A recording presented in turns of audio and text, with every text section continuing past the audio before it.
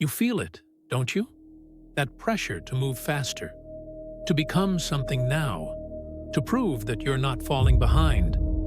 Everyone else seems to be announcing their progress, broadcasting their plans, racing toward milestones like the clock is chasing them.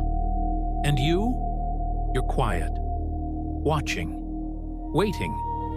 Part of you worries that this stillness means weakness, that if you're not rushing, you're failing, that if you're not loud, you're invisible. But what if that instinct to pause isn't hesitation at all? What if it's discipline? The ancient Stoics believed there were two kinds of people in the world: those who react to time and those who prepare for it. The first are always exhausted. The second are almost invisible, until they aren't. This is the heart of the silent watcher. Those who master themselves do not rush the dawn. They stand ready when it arrives. Most people misunderstand patience. They think it's passive, weak, a polite word for fear. But real patience is active restraint. It's tension held on purpose, a bowstring pulled tight, not released until the moment is right. Plato hinted at this when he described the philosopher king, the one who does not crave power, and is therefore the only one fit to hold it. The person who rushes the throne is ruled by appetite. The one who waits has already learned to rule himself. And self-mastery is the rarest form of power. Look around. The world rewards urgency, notifications, deadlines, trends that expire in hours. We've trained ourselves to equate speed with importance. If something isn't happening immediately, we assume it's failing. But history doesn't move at the pace of fees. Bonhoeffer saw this during the rise of Nazi Germany. He noticed something unsettling. The most dangerous moments weren't when people acted aggressively, but when they stopped reflecting, when they rushed to align, to belong, to move with the crowd rather than question its direction. Haste, he realized, is a form of surrender, because thinking takes time, and courage takes even longer. The silent watcher resists both temptations. They don't announce transformation. They don't perform growth. They don't confuse motion with progress. They observe.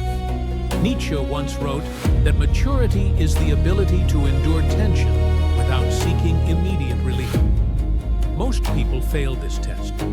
They act not because it's wise, but because discomfort demands discharge.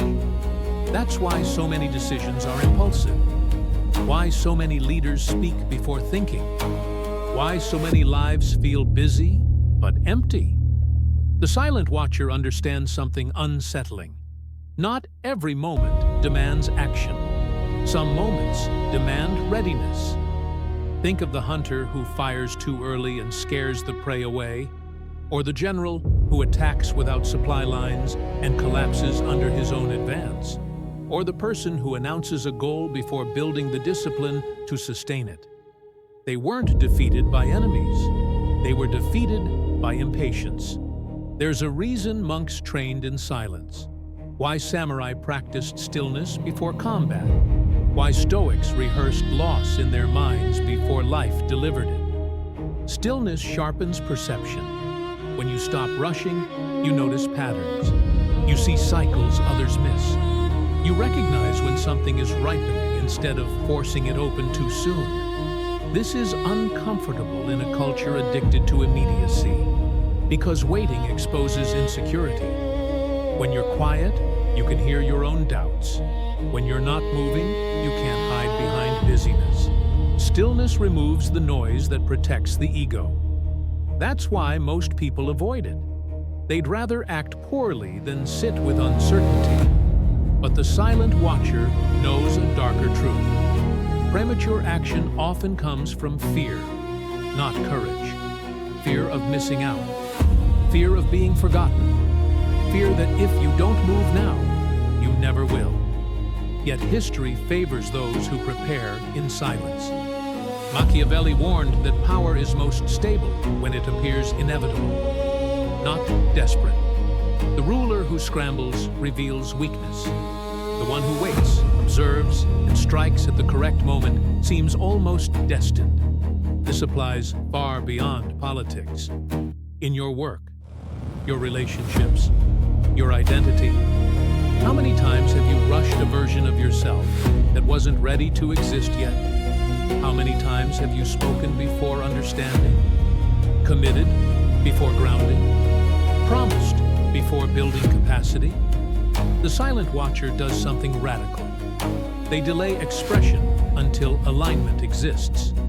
Not because they're afraid, but because they respect consequence.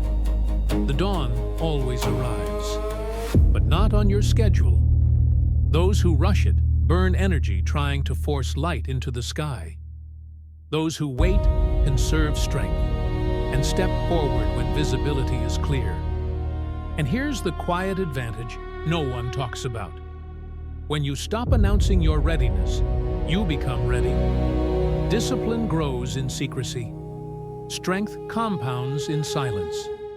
Clarity emerges when no one is watching. This doesn't mean withdrawal from life. It means engagement without desperation, movement without panic, action rooted in internal order rather than external pressure. The silent watcher is not late. They are precise.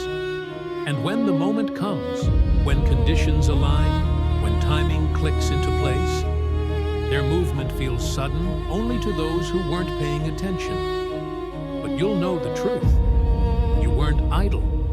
You weren't lost. You were preparing. So if you're quiet right now, if your life feels still, if progress feels invisible, ask yourself a different question. Not, why isn't it happening yet? But what am I being trained to hold? Because the dawn doesn't reward the impatient. It reveals those who were ready all along.